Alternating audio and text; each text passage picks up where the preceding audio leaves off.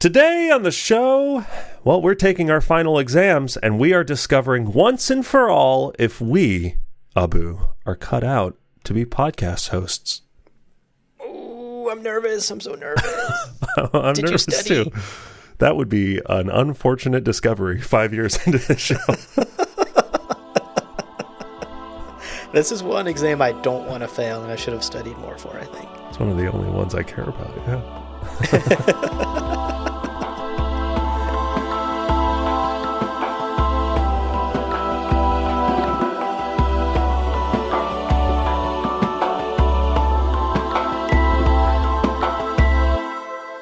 Welcome to Gom Jabbar, your guide to the iconic world of Dune. We'll be exploring the themes, philosophies, and characters found in the sandy depths of this vast universe, from Frank Herbert's groundbreaking novels to the adaptations on film and TV. My name's Abu. My name is Leo. Ooh, today's going to be a fun one, Leo. Yeah. And quite relevant, given we just covered the HBO show, and we're working our way through Heretics. We're talking a lot about the Bene Gesserit these days. Sounds like Dune to me, yeah. So I'm excited to dig into the lore of this really fun entry in the Dune Encyclopedia that talks about some of the ranks and titles that one may earn as part of the Bene Gesserit organization. Yeah. A lot of insight into, like, when you join the sisterhood, what does that look like? Yeah. And kind of what is the career path of someone like Jessica. It's very cool. That's very cool. Now, before we get too far into it, we do want to take care of our housekeeping. And of course, that means spoiler warning for today. And luckily, dear listener, there are maybe some like light, non-plot specific references to Heretics of Dune. But otherwise, we're really digging into the Dune Encyclopedia today. So no plot spoilers for Dune, any of them. No. So you're safe to listen today. And of course, a huge shout out up top to our Kwisatz Haderach level patrons, Daniel, Dion, Jonathan, Lambert, Brad, Hutchinson, Seth, Red, and Greer. Folks, there's no title good enough for you. Yeah. Is the problem. That is the problem. It hasn't been invented. Yeah. What could we call you? Sir seems underwhelming. Yeah. True. Your Majesty just doesn't cut it.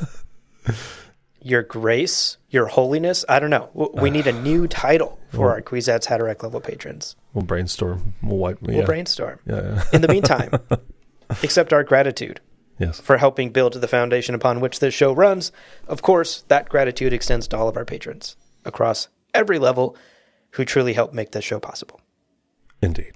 And listen, if you're not able to become a monthly supporter on Patreon for as low as $5 a month, you can support us with a one-time financial tip at the Buy Me a Coffee link in the show notes. Another great way to show your support and help us keep the lights on. That's right. We appreciate it. Yeah. Okay.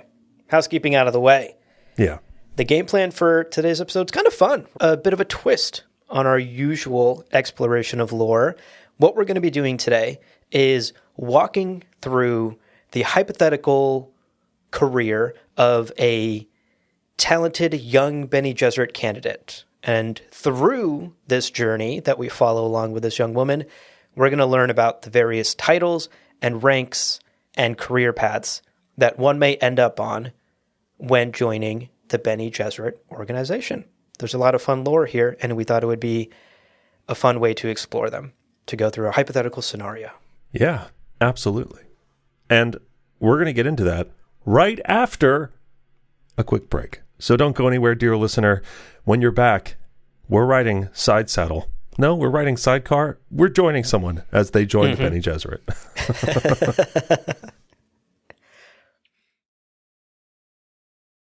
Welcome back, folks.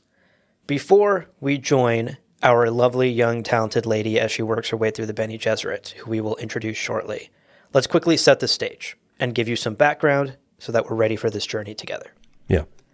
To begin, we all know, as Dune fans, that the Bene Gesserit Sisterhood is one of the most powerful factions in the Dune universe. They are all over the series, literally in every single book written by Frank Herbert. And so what we're going to do today, of course, is kind of dig into the internal structure of that very shrouded and elusive organization. This, of course, comes with a huge caveat.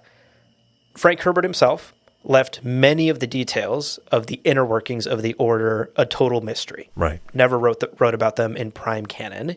So today's conversation is going to be sourced and is going to heavily lean on information pulled from the Dune Encyclopedia.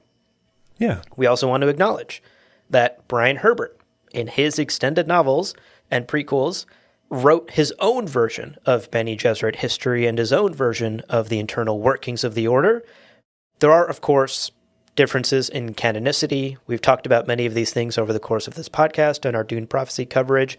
But if you're interested in getting in the weeds of why the Dune canon is so messy, we highly recommend searching back in the feed for an episode titled The Messy Canon of Dune, where we really crack open that can of sandworms and get into why the Frank Herbert lore, the encyclopedia lore, the Brian Herbert lore is all sort of different and elusive and is a difficult web to untangle at times.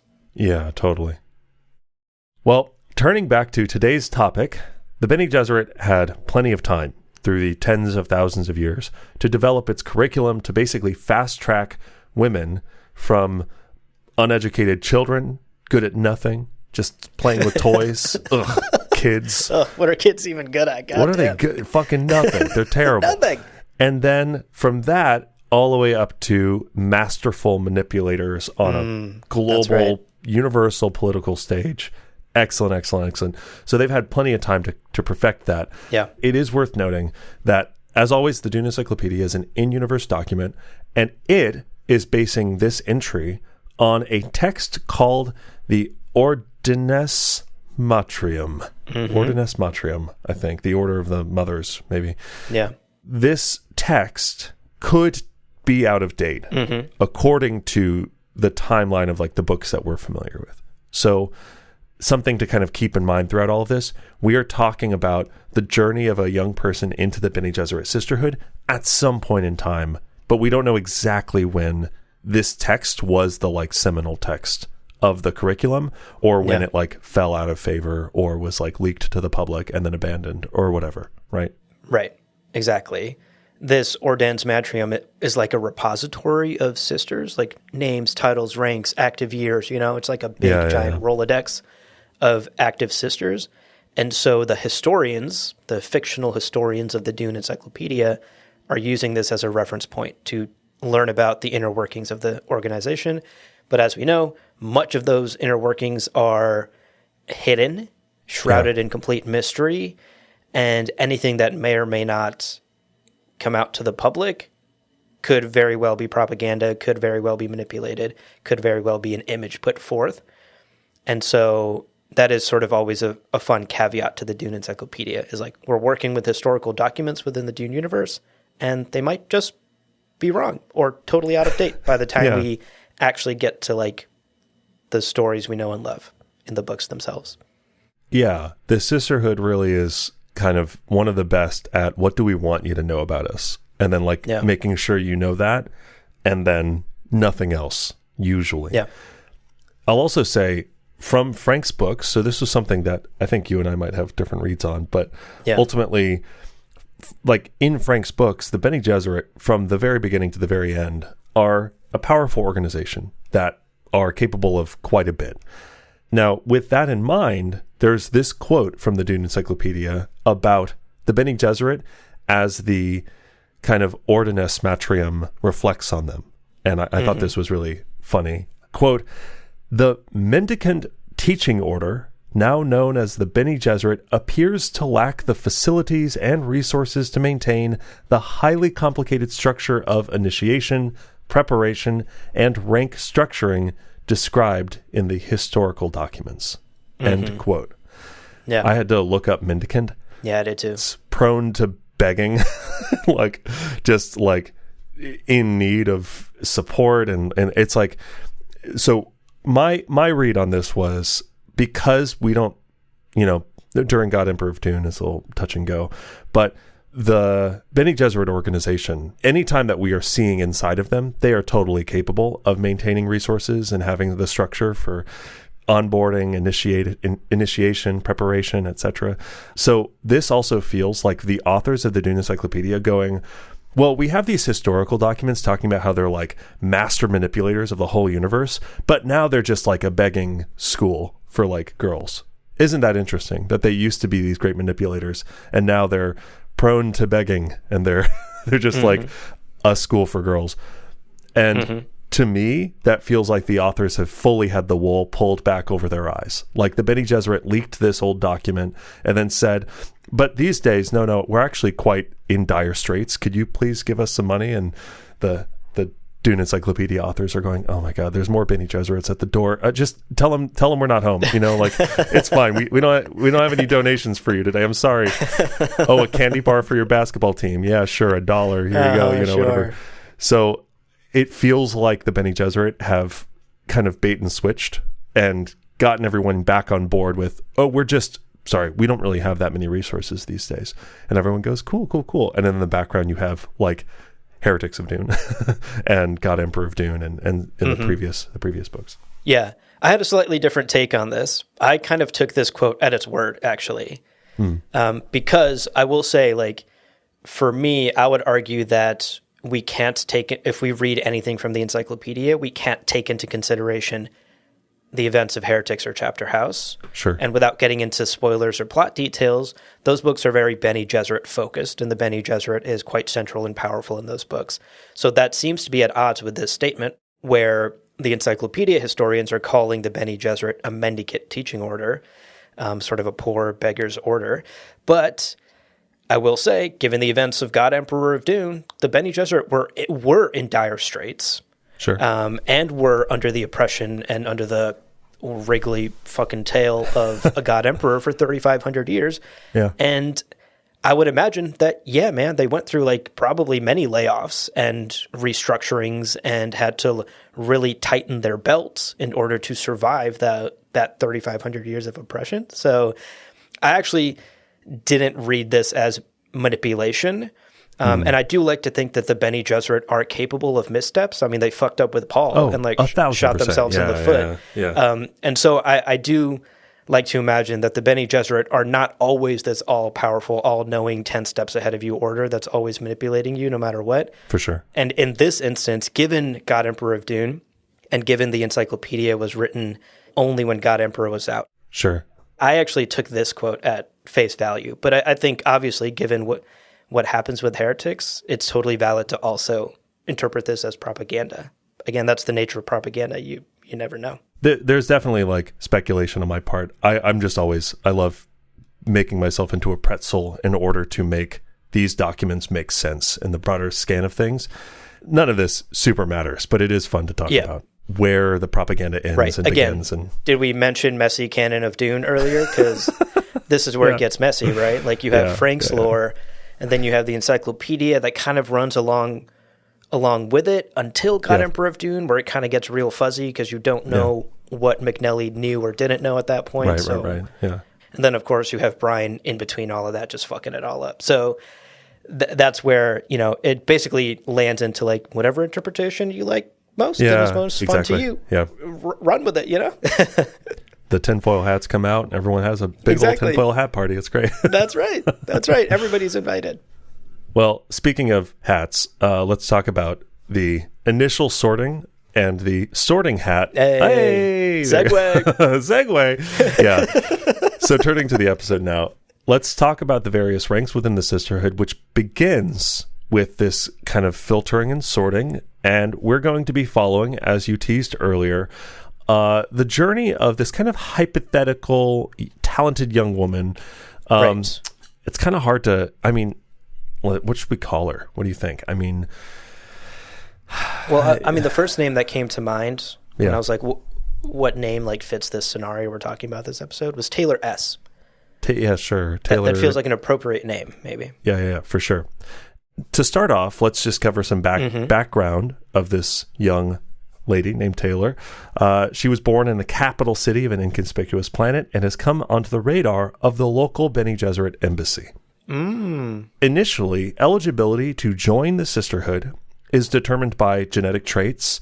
You have to have stuff genetically that the Bene Gesserit's interested in, and also a general level of like intelligence and aptitude, and also they want to know if you have a Reverend Mother in your like 23andMe results, basically. So if in your recent ancestry you've had successful Bene Gesserit Reverend Mothers, that's a gold star for sure. Right. And all of this is very general, but of course, Taylor, this promising young woman, turns out her mom, Reverend Mother, she's got great potential, great singing, check. She's talented, she's intelligent, check. And so, with all that in mind, Taylor S., she's brought on board by the Bene Gesserit embassy, and she begins her training from the ripe old age of 1 year old. Uno. That's the hope. Yeah. Uno years old. Okay, so continuing with Taylor's journey. She's 1 year old. She's now sort of being lightly trained for her future in the Bene Gesserit because she's checked all the boxes that they look for in an ideal candidate. Taylor will then spend the next 10 years of her life, of her childhood, being taught the core of Bene Gesserit training philosophy, which according to the Dune Encyclopedia boils down to, quote, if one can control oneself or know thyself, ultimately one can control the universe. Its first axiom is, my mind controls my reality, end quote. That is cool. The core philosophical heart of all Bene Gesserit training. Everything expands outward from that core of thinking. Yeah. Great lesson. Great thing to learn at a young age. Truly a great thing to learn, yeah. I feel like we could all take some of this to heart. Yeah. Now, much of this early training, these 10 years from the age of 1 to around 11-ish, 12-ish, Taylor will basically be learning the foundational basics.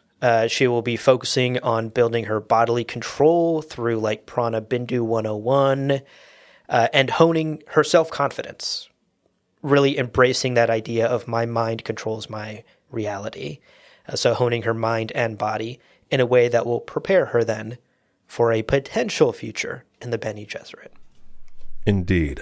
Now, a little bit of headcanon here. The way I understand all this isn't explicitly in the Dune Encyclopedia, but my understanding from all this, because she's being trained from 1 year old, yeah, they still don't know if she has the interest, the intelligence. Like, there are elements of whether or not she's going to make a great Bene Gesserit, like great Reverend Mother, great whatever. They don't know that yet. For sure. So personally, I was thinking of this, all of this is probably similar to the Mentat training, where you're not aware that you're being taught as a Mentat until you're at a certain age and you've shown a certain aptitude. And then they go, hey, by the way, do you want to continue Mentat training? And Mentat, students everywhere go, I wasn't being Mentat. Oh, I was. Oh my God.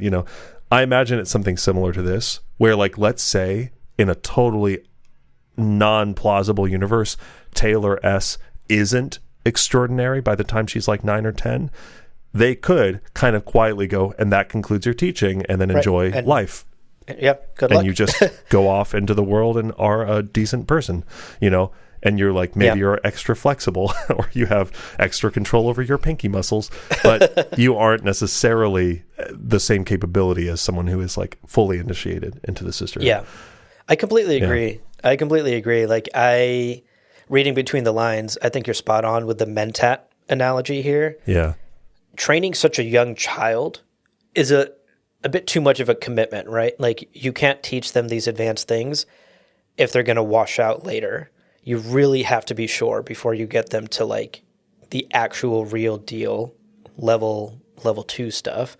And so, yeah, from my understanding, this is just like super foundational stuff that's just really prepping the candidate for a potential successful career in the Bene Gesserit later, if they continue to pass evaluations and continue to check the right boxes.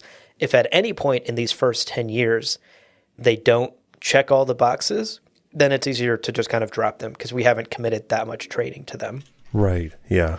And so I think it's, I even think it's less like she's going to special Prana Bindu classes or something. I think it's literally more just like the way she is being raised is sort of in a Bene Gesserit, going back to that philosophy that we quoted earlier, just kind of like this is a soft way in which she is being raised as a child in order to prep her with the right mindset, with the right sort of habits or interests and see how she kind of blossoms into a young woman before they accept her fully.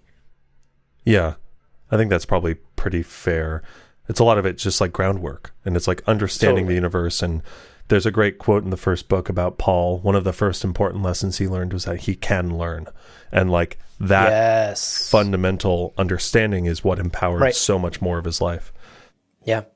And that's a basic thing that's valuable to any child. But if the child turns out to be really perfect for the Bene Gesserit, then it's also great to recruit them with this knowledge baked in.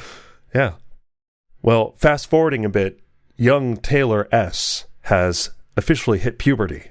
And under the watchful eyes of her mother and the other Bene Gesserit, she is showing immediately great promise. She's showing sensitivity toward her lessons. She's killing it. 11 out of 10, every single test. Excellent. And you know what? It's time for her to undergo the Gom Jabbar test. Oh! That means becoming a patron and leaving a 5-star review on Apple and Spotify. And that's how she proves that she's a capital H human. It's totally not self-serving at all. Or what's the other joke we make? The Gom Jabbar test, where you sit and listen, you subject her to multiple episodes of this podcast. That's and if she likes it and enjoys it, that she's a Indeed. Well, so she proves, of course she passes. She passes the Gom Jabbar test. Of course. She proves she's a capital H human. She's resisted the animal urge to jerk away from the pain and control her impulses. By the way, side note, I was glad to hear that there's like a decade or so of teaching before they subject her to this life and death test. I think sometimes the Bene Gesserit can feel like a very cold, calculating order, but she's had a decade to prepare her for this moment to ultimately decide whether or not she can kind of control herself. And and even then, she's not subjected to this test if at any point in those 10 years she's not up to snuff. You know, they'll just like stop training her at that point. You know, they're not out here just killing tons of children. Yeah, we're not subjecting like every young child to the Gom Jabbar to initiate them. It's the cream of the crop. Yeah, just like our listeners. Anyway, so she proves she's a listener of Gom Jabbar. She has the option now that she's passed the Gom Jabbar test, she can begin her Bene Gesserit training proper as an initiate at home with a tutor or at one of the like chapter house schools on a nearby planet. So she can either go to like Bene Gesserit boarding school or can have an in-home tutor depending on circumstances. Yep. And you know what? She decides, like homeschool's nice, home cooked meals, hang out with my friends, you don't have to leave town. But really in it for the cool uniforms, the sorting hat, the 10 points to Gryffindor, that whole experience, that could be fun. So decides to go instead to the school. So Taylor S. has officially accepted the role of initiate and is now at one of the chapter house schools with a uniform, quote, dun-colored long-sleeve shirts and leggings covered by short brown tunics, end quote. And something that I wanted to point out here, the uniform, having this like cool, neat garb that you aspire to wear is a huge part of the Bene Gesserit trajectory. Like at any given stage, you've got like new, you've earned your sleeves. You lose your sleeves. Now you have a hood. Now you don't have a hood. Yeah. It's very cool. Right. This is a secretive order. So if you don't know what you're looking for, you can't tell different ranks apart from the outside. But from the inside, you can be like, that person doesn't have a hood, so I know X, Y, and Z. Right. And there's that kind of like insider vocabulary. Yeah, totally. And it becomes a point of pride, Once you earn your so-and-so sleeve, everyone at that school knows you did the thing and that you're great. You've got those sleeves. It's sort of a classic way to build loyalty among your members. True. Okay, so Taylor is an initiate now, which is the very first rank you obtain on your Bene Gesserit journey. She's an initiate. She has gone to the school. She's got her dope uniform. And she will now spend the next 5 years undergoing further training, more advanced training, where she will learn more advanced techniques to control her body and her mind to prepare her for some very important exams that will decide, very likely, the rest of her fate in the Bene Gesserit. This will divide her into one of two groups and set her down on one of two very different paths in this organization. Yeah. So 5 years pass. Taylor's doing great.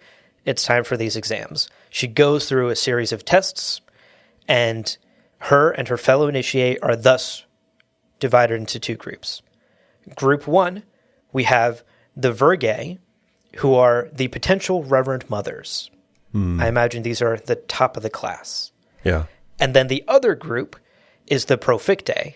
These are the future members of the General Sisterhood. Yeah, right. They're going to fill in the gaps of the rest of the organization where needed. Now, of course, Taylor is a badass. She doesn't flunk out of the school at all at this point, and she is divided into one of these two groups, both of which we'll talk about shortly. Before the rest of her training begins, though, she is presented as a graduate now in the ceremony of initial oath, where a proctor superior of the school will repeat an oath to each individual who has passed, and then has the individual deliver their first oath. Quote, "I am a Bene Gesserit. I exist only to serve." End quote. Yeah. So they've gone from now loose candidate to initiate to proper part of the Bene Gesserit by taking this first of many oaths they will take over the course of their career. Yeah, that's huge. Now, we were talking about outfits earlier. Having oathed the night away, Taylor is given another outfit now, folks. Time for an outfit change. You've graduated. New drip. This time she gets a sleeveless, hoodless Abba. Nice. Hell yeah. A new outfit. Sun's out, guns out, baby. That's right. Oh my gosh, sleeveless? With all that physical training she's been doing, you know? She would show off her Fucking arms, ripped. her shoulders. She's like, yeah, hell yeah. That's right. Now, in addition to that, because she is now a graduate and no longer an initiate, her training and her living accommodations will now level up. Better dorm room, better meal plan, whatever. And her training is also about to get way, way, way harder. So Yeah. Taylor's now gearing up for 3 additional years of hyper-specialized training. This is where we start to see the various career paths of a Bene Gesserit spread out in many different directions. And so we'll continue following Taylor's journey down these many paths after a short little break. Hang tight, folks. There's much more to talk about. Welcome back, everybody. Hope you enjoyed your break. All right. I know you're on the edge of your seat. Let's talk about the potential paths that Taylor might go down now that she's an official member of the Bene Gesserit. That's right. Now, specifically, we're looking at 2 potential paths, depending on her test results. Hypothetically, again, couldn't be her. Couldn't catch her doing this. But let's say she didn't make the cut for the potential Reverend Mother, and she's in the Perfectus group. Okay? Okay. Yep. And based on what she shows an affinity for, she's going to begin specialized training to prepare her for future work within the broader organization that is the Sisterhood. Now, this might be training to become a concubine or a wife to an important, person who needs to be wrapped up in the fold. She might become a trainer or a teacher, someone who kind of continues to help the students realize their potential. This has a kind of cool Latin name, the Praesetrix. Praesetrix, bro. Praesetrix, bro. Yo, she went full Praesetrix. It's funny. I sing in Latin, but this is quite the word. I don't know. That's rough. That word, it describes people who are going down that teacher route. There is also the possibility that she is going to be trained to be like espionage, spy, someone who's gathering information and like passing secret messages and stuff like that. Okay. That's also given a cool name, Emissary Espion. Very neat. Nice. Very cool. Sounds a little bit like a Pokemon, but that's fine. Or she might go down a Another simpler... Eevee evolution. Yeah, exactly. I think Espeon is one, Espeon right? might actually be an Eevee evolution. Umbreon and Espeon. Yeah, okay, anyway. Sorry, we should really only talk about Digimon on this podcast because we're a Digimon first that's podcast. Right. We're only a Digimon podcast. Only Digimon household. don't want to see Pikachu's yellow fucking ass anywhere in this podcast. No balls. All right, no balls thrown around. We are purely. Anyway, okay, blah blah blah. Espeon, or Taylor might go down a simpler career path, right? Yeah. Maybe none of those. Maybe again, historians. We need them. Archivists. We need them. Accountants, scribes. Even just a domestic manager of a school. The school needs supplies and papers and all sorts of shit. Like logistics, man. Logistics. The world doesn't turn without these cogs. And some people are really, really, really well suited to be that excellent cog in the machine. That's right. Now, none of those necessarily get cool names, cool, fancy Latin names, but they are necessary for any big organization. Yeah, fuck it. We can give them names now. Accountatrix. Scribe Essere. Yeah. Historion. Just switch it to an O at the end. You know? Oh, shit. O-N. Yeah. Keep going. Archivacilitrix. I don't know. Okay. That one's a tough one. Archivacilitrix is like a rapper name, or it's for kids, is what it's. Hell yeah. I don't know Latin. Just adding tricks to everything. Domestic manager tricks. Fucking nailed it. Right. Yeah. Yeah. But Dominate.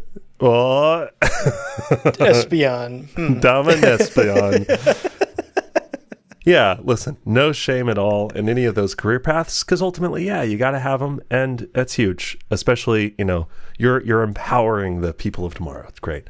That's right. Nevertheless, the Perfectus group has that spread of responsibilities. Right. And it is worth noting that regardless of which specialization they go down, whether they're going to be a spy or like the manager of the school or whatever, they are also going to be trained generally for the responsibilities of Pelices, maybe, aka breeders, right? The Bene Gesserit, at the very end of the day, they are still eugenicists. They are still passing on specific genetic traits. That's why you're here in the first place, right? You needed your 23andMe results before you could even be a part of the sisterhood. Yep. So generally, they're training every woman on the general responsibilities of like someone who will have kids at some point. Yes, exactly. That's just a base training that everyone gets, no matter which path you may end up on. Right. So that's the Perfecte. That's the one path. Let's talk about the other, perhaps more interesting path, and of course, the path that Taylor S. goes down. Oh, our girl Taylor, she's crushing it, top of her class. She gets sorted into the Vergae group. Yeah. This, as a reminder, is the group of future potential Reverend Mothers. Nice. The best of the best. Yeah. The Captain Americas of the Bene Gesserit. So here's what the encyclopedia has to say about this group's training. What takes place for the 3 years that the Vergae group is training in its own little pod. Quote, they're prepared for their eventual roles as Reverend Mother. End quote. Enlightening. And that's it. Yeah, wow. So many details. That is Thank you. One sentence the encyclopedia says about this group. We don't know anything else about what goes on with the Vergae group for 3 whole years of their training. Oh my God. Yeah. Wild to think about, given how much detail we just learned about the Perfecte group, right? Yeah. Praetorics, Emissary, Espion, whatever, Accountatrix. We know all about what they're doing over there and what training they might undergo, what paths might happen in their careers. The Vergae, completely shrouded in fucking mystery. Nothing. Nothing at all. And that's kind of cool because, again, we were talking about this up top at the top of the episode, but the Dune Encyclopedia is an in-universe, quote-unquote, historical document written by fictional historians within the universe, based off of fictional historical documents that they have access to. Clearly, the Vergae training at this stage is so top secret that no one has access to what the fuck is actually going on, the details and the specifics of it all. Yeah.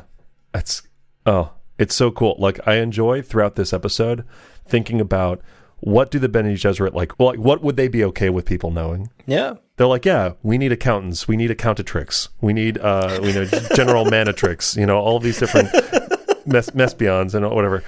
They're okay with the universe knowing that. are they okay with knowing how they prepare their Reverend Mothers for the spice agony? And so then as we talk, it's like, what are we talking about and what are we not talking about?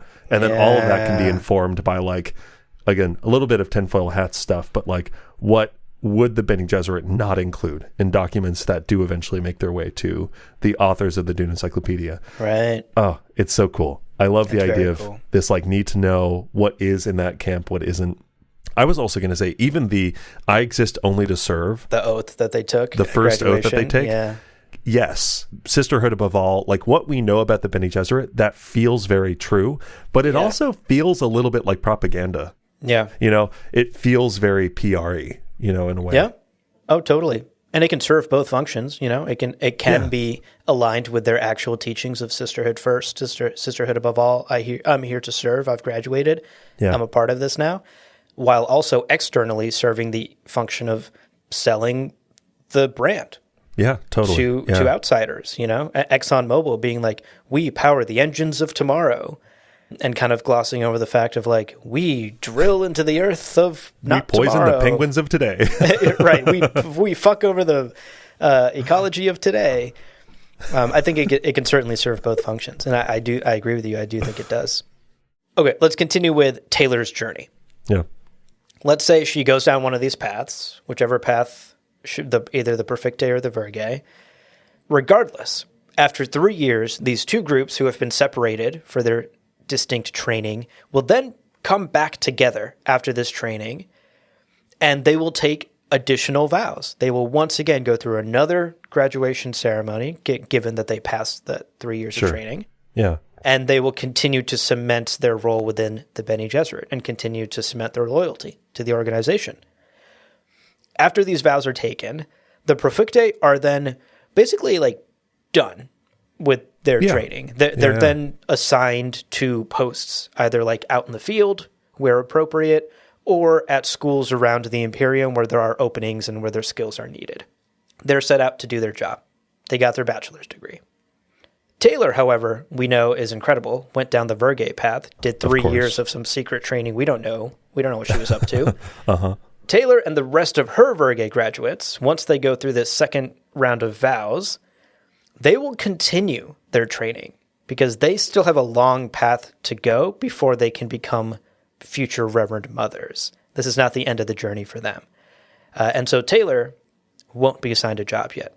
She's going to grad school. Right. So grad school kicks off, and this comes with a title change, File Alvi. And at this stage, just like many grad students or doctorate students, Taylor is also going to be working while studying, continuing to develop her abilities, and I'm sure preparing for an eventual spice agony maybe, or whatever she's doing, she's going to continue doing that. But then in addition to that, is going to be working as a messenger, as she's going to be taken on missions with a Reverend Mother and use her kind of memory trance abilities to record important events, right? We see this happen in the books, actually. We actually see this in the books, indeed.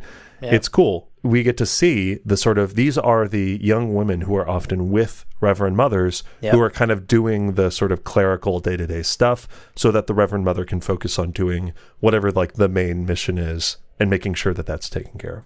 So very cool. They're also seeing how it's done. They're seeing, you know, it's a work study. Right. Real world experience. Totally. Yeah. Totally. Yeah. And this happens for 2 years, basically. And at this point, after 2 years, Taylor is going to go through another examination that will decide whether or not she's going to become a full Reverend Mother. And this test, if she passes, she will advance to the level of acolyte, someone who is on track to be a Reverend Mother still. Yep. If she fails this test, which of course couldn't be our girl Taylor, she could not fail. And even if she tried, she's so good, she would fail at failing. But if she did fail, she would be basically back on the track of a regular sister, and after this 2-year study would probably go back to being a spy or a concubine or a discovertrix or whatever, you know, one of the earlier roles that the other group did. Like the Perfectus group did. Yeah. She might even be held back for a year. The other route that could go is that they just decide you still have potential, but you need like another year of training. Yeah. So she might just be assigned more training and might have to like do the shadow more Reverend Mothers and do like another year of this on the job experience. Yeah. But Taylor's great. She doesn't need any of that. She doesn't fail these exams. She advances. She now holds the rank of Acolyte. She's gone from Philae Alvi to Acolyte. So continuing with Taylor's journey, now as an Acolyte, she will next be assigned to specifically one Reverend Mother. So she's no longer just like going out on random job experiences. She will be assigned to one Reverend Mother who will be her mentor. Right. And she will then spend anywhere from the next 1 to 6 years. Crazy. Yeah. As the personal servant and mentee of this Reverend Mother, basically learning everything she'll need to know to successfully become a Reverend Mother herself in the future. Right. Yeah. Once these 1 to 6 years has passed and her apprenticeship is complete, Taylor will then earn the next rank. She will earn the rank of Mater Acreor. Yeah, cool. And once she achieves this rank, she will partake in another ceremony where she takes on even more vows. I hope you're sensing a trend. Yeah. These vows I found particularly interesting, though, because this is where she takes the vow to never live forever. Yeah. Because she has mastered her mind and body enough by this point to slow the metabolic processes in her biology to combat aging, a thing we know Bene Gesserit are capable of doing. Right. Here, she vows never to actually do that to live forever. Right. Here's what parts of the vows say that I found really interesting. Quote, age slowly, but slowly age. The world of time is inhabited by creatures who are worn by time, and we must appear to be as they are. Extend your time, but do not exceed the limits of your culture. It is better to die one's own death than to be killed as a sorceress. End quote. That's so huge. I love it. That's so cool. Love it. Kind of really beautiful and poetic, too. Yeah. It also frames there is no glory. There is no escaping consequence. There is no, like, getting away with it. You either die a natural death at the hands of time, or you will be killed as a sorceress. And those are the two. Yeah. And I think for a young person, or for like anyone going into that role, you understand this power you've been given by this organization who over the last 15 years of your life you've been, you know, trained and brought into their fold of way of thinking. That would be very effective. Like, that'd be very effective messaging. Yeah. That's absolutely great. That's huge. TLDR, don't abuse this power we're giving you. It will backfire. With great power comes a whole heck of a lot of taking it seriously, I think is what was said to a young man once. That's right. I found that really interesting because this is an idea, of course, we know from the books as well and is discussed in the books. Very true. So Taylor takes these vows. She is now a Mater Acreor. And this is where Taylor will be assigned a job. She's officially sort of done studying officially in an official capacity, and she will begin working in a chosen field. And she'll begin a career here, either within the sisterhood or, again, out on some assignment in the field.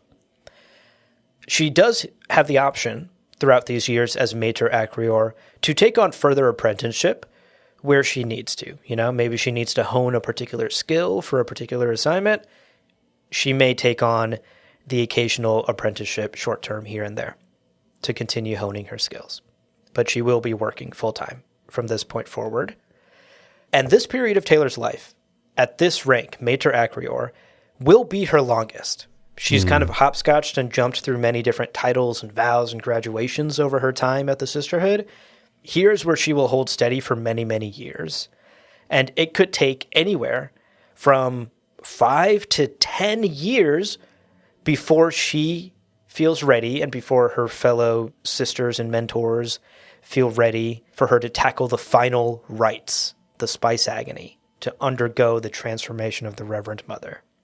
And in fact, the encyclopedia points out that this rank is where a lot of Bene Gesserit who make it this far basically stall out. And many never, throughout their entire careers, feel ready to take on the final test of Reverend Mother. And so they will spend the rest of their lives as mater acreors within the sisterhood, still doing important functions, still doing like important stuff around the Imperium and within the sisterhood, but they will never graduate to the legendary status of Reverend Motherhood. I think that's the takeaway for me is like, look at how many places that you could find your place for a lifelong career with the Bene Gesserit that doesn't end up as a Reverend Mother. So when you meet someone who is a Reverend Mother, look at all the stuff, every test they've passed and it's just, you are seeing the result. The title is a result of a long, long journey with many opportunities to find something else to do. Right. And so especially when we meet characters who are Reverend Mothers or whatever, we are seeing not only the cream of the crop, but we're also seeing people for whom this is their like best location in the Bene Gesserit is this role. Truly. And there's no, I didn't get any judgment necessarily from the way that this Dune Encyclopedia entries kind of interpreting the Ordinus Matrium. Yeah, same. You just end up where it is best for you. And if you're an archivist, then that's great. And there's no shame in that, right? It's best for you. Yeah, exactly. You don't want to become a Reverend Mother only to burn out. Like that's not the goal. Right. The goal is to have these people kind of find their final spot within the sisterhood as kind of effectively as possible. Totally. I read it that way as well. Yeah. Well, we don't have to tell you what's going to happen with Taylor because, dear listener, you already know. Folks, you know. Already fucking know. She is ready. She's awesome. Getting that Grammy. Again, I said no judgment, but you know, she's the best. And she's she's getting the Grammy, I guess, whatever. But she is about to go through the final and most important test for any Reverend Mother, and that is the Water of Life ceremony to fully earn that position. Now, this is going to be the most painful and awful experience of her life, probably. Yeah. But if she survives, she will fully awaken as a Mater Sapientissima. Sapientissima. Yeah. Mater Sapientissima, which is otherwise known as a Reverend Mother. And of course, our girl Taylor, she fucking kills it. She goes through the agony. She's like, whatever. You know, poison. Poison doesn't go to this school. No poison here. Poison's gone. Poison's taken care of. Survives. Great. And new trip, folks. New title, new trip. Here we go. New honor. Here we go. The new outfit. Iconic black Abba outfit. Oh, you know it. I know it. We all know it. And again, I think even like with a hood, like there's a whole thing about whether or not there's a hood. She also gets to choose a new 3-name designation for herself. Hell yeah. Hell yeah. Oh, I love this part. This is cool. So traditionally, the way that this 3-name thing is chosen, and again, Gaius Helen Mohiam, there is a Reverend Mother we know, Gaius Helen Mohiam. Traditionally, the name is chosen. The first name is a traditionally male name. The second name is the name of a famous or well-known sister, a Reverend Mother, or like someone within the sisterhood. And then the final name is the family name. So, or like some kind of modification of the family name. Yep. So Taylor, our young, talented Taylor, becomes Reverend Mother Travis Beyonce Swiftimus.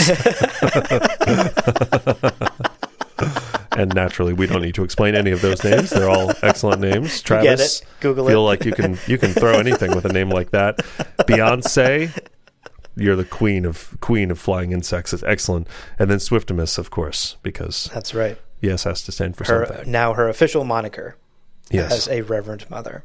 Travis She's come Beyonce so far Swiftimus. in her career at the Bene Gesserit.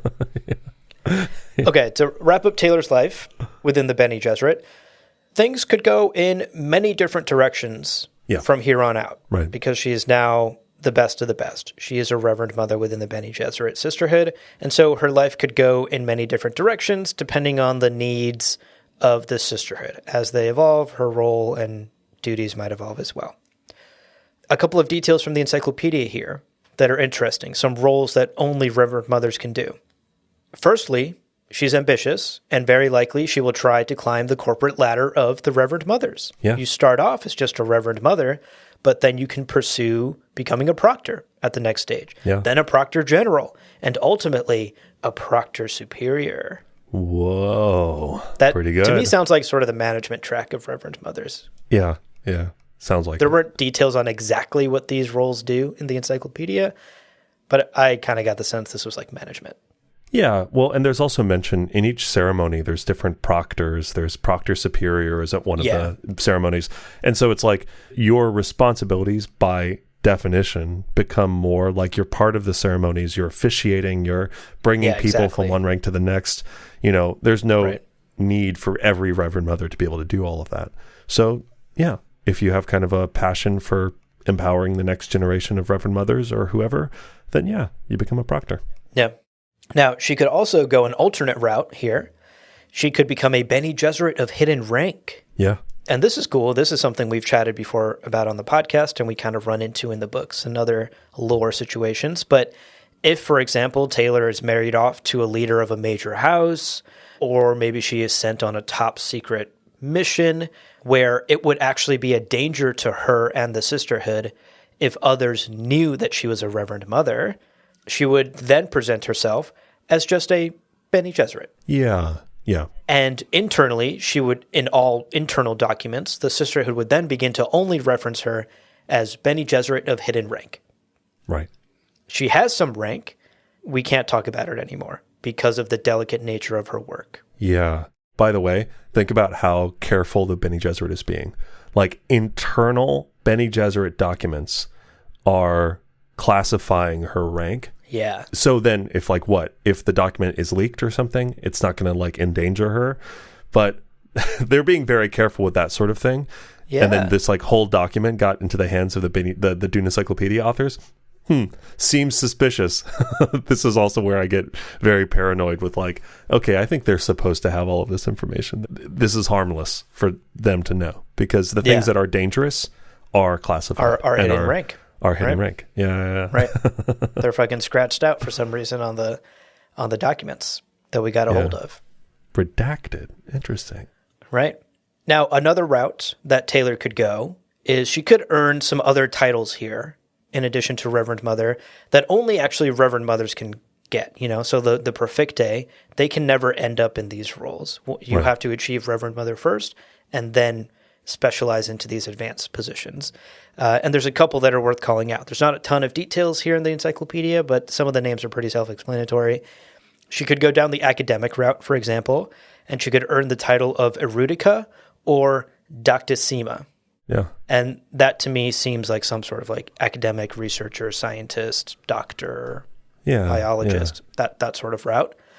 Or she could maybe go down a political road and become an embecte, which is an ambassador, or a cogita vere, which is truthsayer. Yeah. Of course, truthsayers are maybe one of the most present Reverend Mothers we come across in the books themselves. Yeah. And once again, only a title you achieve once you've gone through everything else we just described in Taylor's journey. Then you can specialize further into a truthsayer if you would like. So just taking that into consideration, like, brings a whole new perspective to all the truthsayers we meet in the Dune saga. It's like a crazy difference between the two canonicities, because in Brian's universe, you're just like a truthsayer from the like first year that you're in the sisterhood.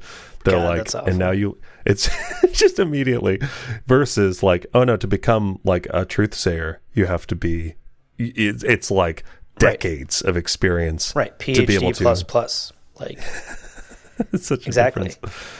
Because, like, I mean, think about it. What a delicate power. Why would you just give the ability to discern truth to everyone who passes through your school? That's fucking crazy. Yeah. Brian. Think about it for 5 minutes. Goddamn.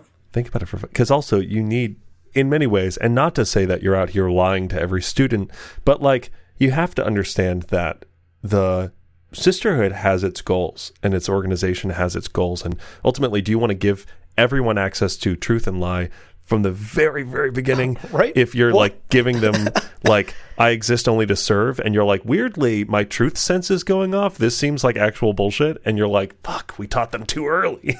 No. Right. We handed these young girls too much power too quickly before properly testing them. And like, yeah, exactly. This path, of course, the Dune Encyclopedia path, feels like much more logical and fits much more nicely into the universe that Frank originally created, as much of the encyclopedia does versus Brian's universe.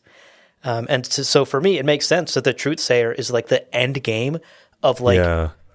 What's the math on this? How many years has Taylor studied now? 10 plus 5 plus 3 plus 2. It's a long time. Yeah. It's like almost 20 years of study and training before she's allowed to obtain this ability of a truthsayer.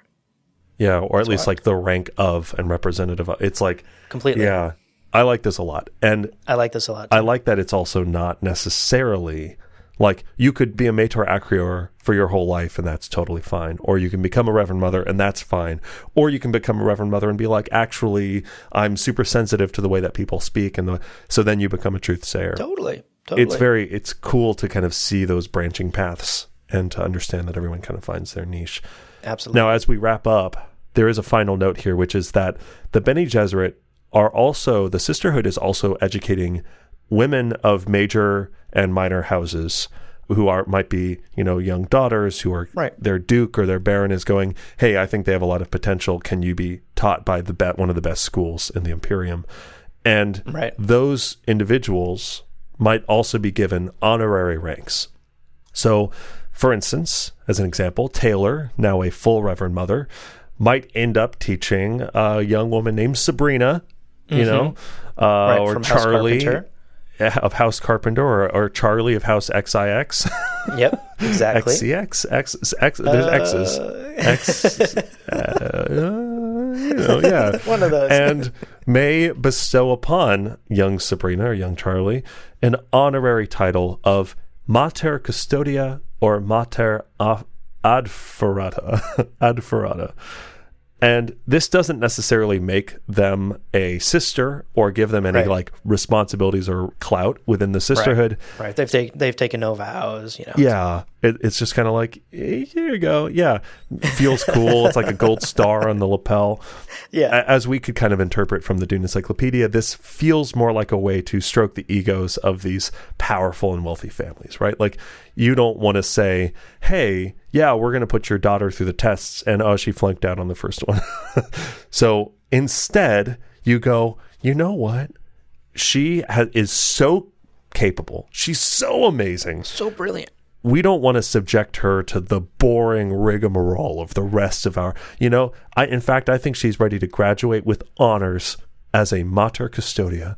And you're like a custodian, like a base level shit. Oh my God. No, it's Latin. Mater Custodia. It means the best of all of us. And you go, whoa, cool. Right. What does that mean? She gets to do whatever she wants for the rest of her life. So just a political savvy move. Yeah. But also like a smart move, right? The Bene Gesserit want ends at all the most powerful houses across the Imperium.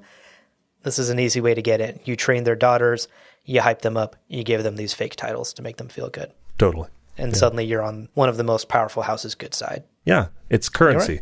Right. It's currency in a political universe, for sure. Yeah, absolutely. What fun.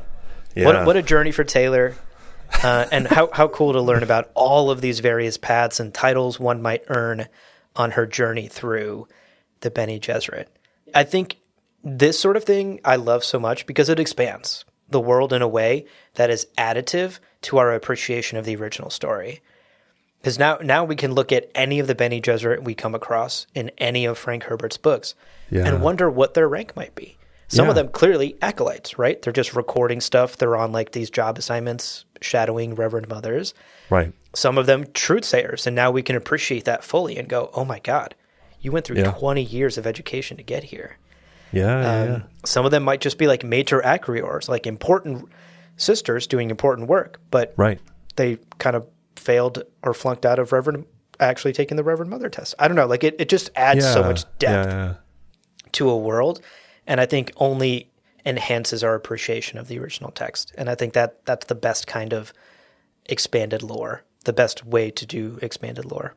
I think so too. And even, and again, without saying anything too specific, when we meet Jessica and we're talking about Jessica and Reverend Mother Gaius Helen Mohiam, Gaius Helen refers to Jessica as like, oh, she was my assistant, or she was my, like, I was her mentor, I was her teacher, and she served me. And there's such a linear relationship there that I then go, oh, was Jessica at that stage a filiae alvi, right? Yeah. A Reverend Mother potential studying under Gaius Helen, which then also gives us, then reflects more back onto this body of text and this idea. And we can say, oh, so even maybe potential Reverend Mothers, given certain needs, you say, oh, well, Duke Leto needs a concubine and needs, for X, Y, and Z reasons. You say, okay, we're actually going to take you out of this role. You're in grad school to become eventually a Reverend Mother. Turns out we need you to actually go over here and do this thing over here. Yeah, right. Because we know she has the potential because she does do Totally. it. She becomes one literally in the book, or in the movie and stuff. So she has the potential, and clearly, I agree. I think she was clearly on the Vergay track to Reverend Mother grad school. Totally. And then was sort of sent to Duke Leto because that became more important. As the needs of the sisterhood. Right. And again, none of that is in the original text. We learned that all here from the encyclopedia with this wonderful entry about career paths within the sisterhood. It's super fun. It's so cool. Okay, to wrap up today's episode. Sure. This is the obvious question, right? Yeah. What is your Reverend Mother 3 name designation? Let's say you graduate. What are you calling yourself, your official title? Okay, so I need a traditionally male name, a famous like sisterhood of member, and then my family. Okay, so I think the best guy I can think of, real and fictional, is Casimir Fenring.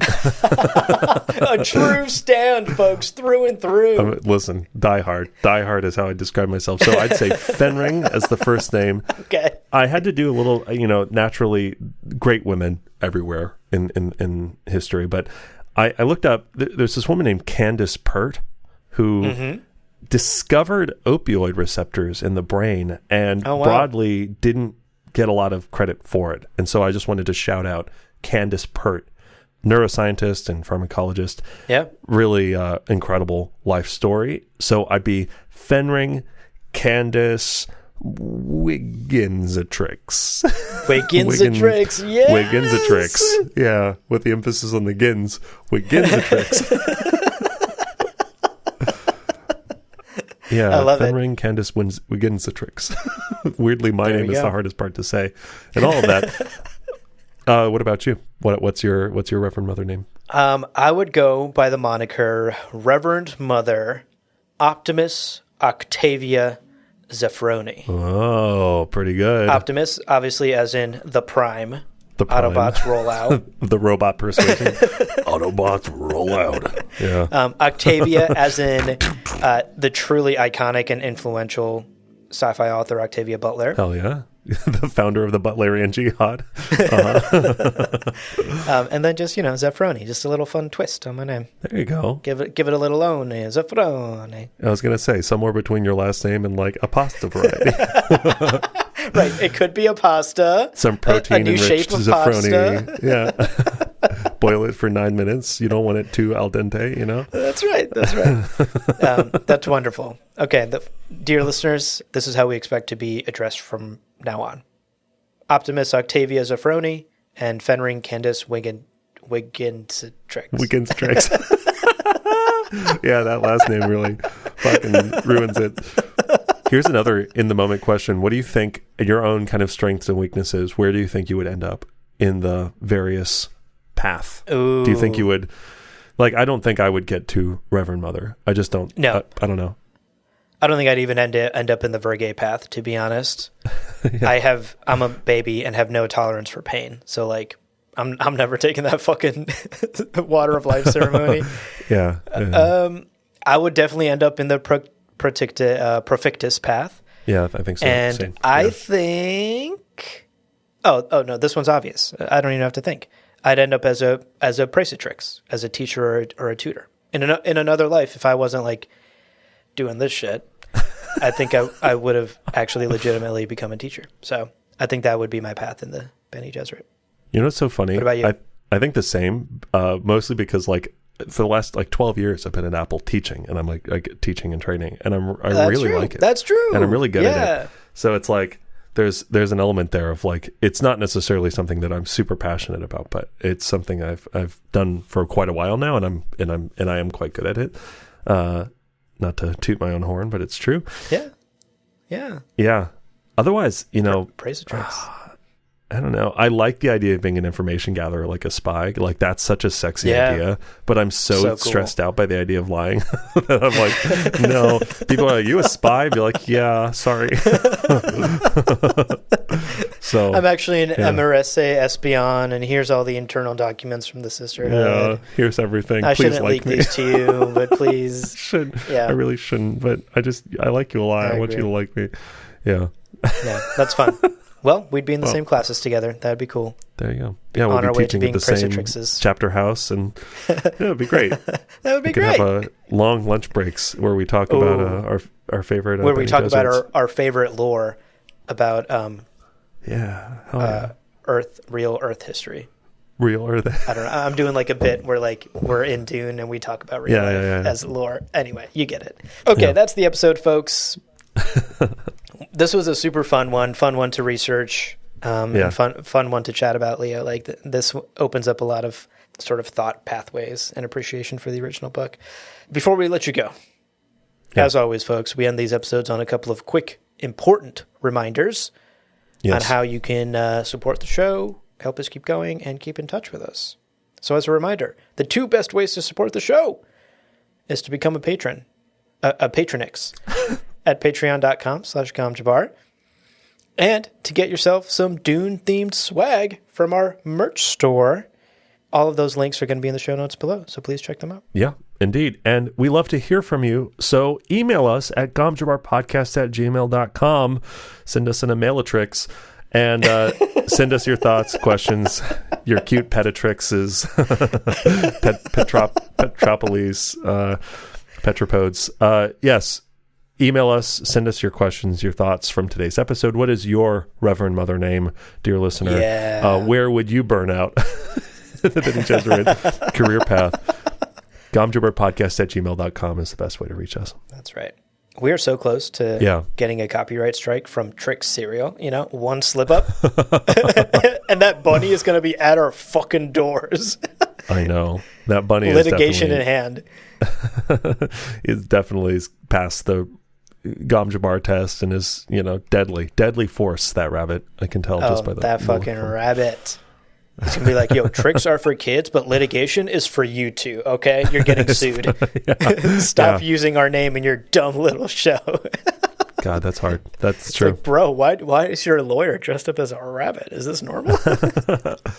Yeah, everything needs to be branded that way. And you're like, the stationery's got a rabbit on it? It seems weirdly lighthearted for serious legal paperwork. Yeah, I know. It's such a trash cereal as well. Yeah. What's your favorite cereal? God, I'm so boring. I'm like a honey oats guy.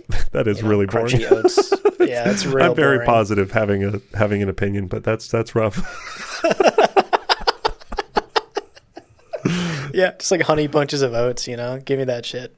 Wow. Yum yum. Wow. What about that's you? really that's what, the top what? of Are the you pile? like what? Are you kidding? What are you like a fucking Captain Crunch, Captain Berry Crunch. I knew it was going to be Captain Crunch. Mouth. I knew it. It's great. I knew it. The blood makes sweet. it taste I don't like even better. Sweet cereal, It's not even a health choice I'm making, If Honey Bunches of Oats was like way unhealthier, I'd still like it, Oh, it's so interesting. It's not a health choice. I just don't like my cereal to be like sugary. I've never chosen that cereal. I've only ever been subjected to it. So we live very different lives. Yeah, but we can all agree, fuck Raisin Bran. Raisin Bran can burn in hell. You want to hear a dirty secret? Don't say it. I love I'm Raisin Bran. I'm going to cut the recording. Don't say it. I love Raisin Bran. It's great. It's a great time. No. Oh, my God.